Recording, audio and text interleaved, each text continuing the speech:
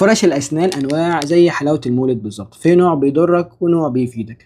تعال أقول لك إزاي تختار فرشة الأسنان صح. لو أنت بتدخن وفي طبقة صفرا كبيرة جدا على أسنانك وعاوز تنضف كويس، عليك بالخشنة اللي هي الهارد، هتنضف كويس جدا. بس عيبها إن في بعض الناس بتعمل لهم التهابات ونزيف فبتبقى مش مناسبة ليهم، فبنلجأ لدرجة تنظيف أقل وهي الميديم، مناسبة لمعظم الناس، مش بتعمل حساسية أو بتعمل حساسية بنسبة أقل عن الهارد وتنظيفها بيبقى أقل، وهي تعتبر مناسبة لمعظم الناس. بس في بعض الناس بيبقى بتعمل لها نزيف او التهابات الميديم، فبنلجأ للسوفت. السوفت دي بنلجأ لها لما يكون الهارد والميديم بيعملوا التهابات.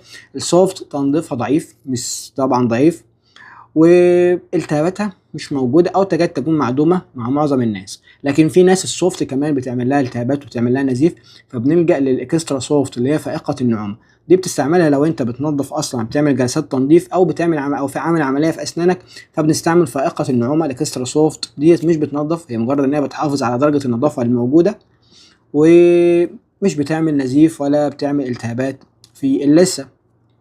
ده كده. طب احنا ليه اصلا بننظف الاسنان؟ احنا بننظف الاسنان عشان ما يتراكمش اوساخ فيبقى في بيئه مناسبه لنمو البكتيريا، وبالتالي يحصل تسوس. وطبعا بقى انت عارف الالم الاسنان ده محدش بيتحمله اصلا. طب انت مركب تقويم، هتستعمل فرشه عاديه؟ لا، ما تستعملش فرشه عاديه، انت بتستعمل فرشه خاصه للتقويم عشان تنظف بين السلك بتاع التقويم وبين السنان نفسها. طب انت بتاكل او بتاكل لحمه مثلا، بتاكل اي اكل، في اكل بيبقى موجود بين الاسنان، فلازم ننظف بين الاسنان لان برضو بيحصل تسوس بين الاسنان. فبتستعمل الخيط بتاع الاسنان او بتستعمل انترادنتال برش اللي هي الفرشه اللي بين الاسنان، بحيث انك تنظف بين الاسنان. والانترادنتال ديت مقاسات، في مقاس من ايزو 1 لحد ايزو 9 على حسب النوع، فانت بتختار المقاس المناسب وتنظف بين الاسنان، او بتنظف كمان حتى بين السلك بتاع التقويم وبين الاسنان.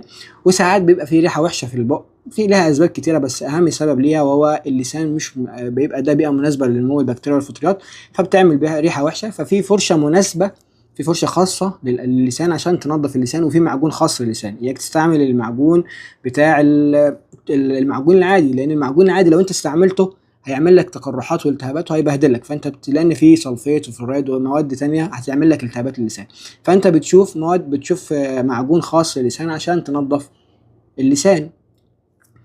وخلي بالك دي كلها الفرش المانوال. الفرش المانوال عيبها انت لما بتيجي تنظف ما بتبقاش كده، لا انت بتبقى بزاويه 45 كده، زاويه مايله شويه، وتبدا تنظف. بس ساعه لما تيجي تنظف المنطقه اللي تحت دي مش بتتنظف في الفرش العاديه، دي مش بتتنظف المانوال، لان الفرشه دي مش بتوصل لها، فبيبقى اللي تحت خالص ديت، المنطقه اللي تحت خالص دي مش بتتنظف.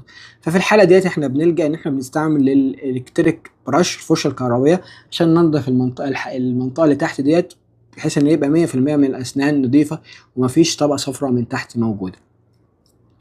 طب امتى اغير فرشه الاسنان؟ فرشه الاسنان دي بتتغير كل 3 شهور، او مجرد ما الفرشه تلاقيها باظت كده معلش كويسه، او انت حصل لك عدوى بكتيريه او فطريه في بقك، فخلاص بترمي الفرشه وتجيب فرشه جديده. طبعا احنا تنظيف الاسنان ده مش رفاهيه، ده هو بيحميك من مشاكل كبيره وبيخليك ما تدفعش فلوس كتيره لدكاتره الاسنان. طبعا دكاتره الاسنان هيزعلوا مننا. دلوقتي بقى تعرف تختار فرشه الاسنان صح. سلام.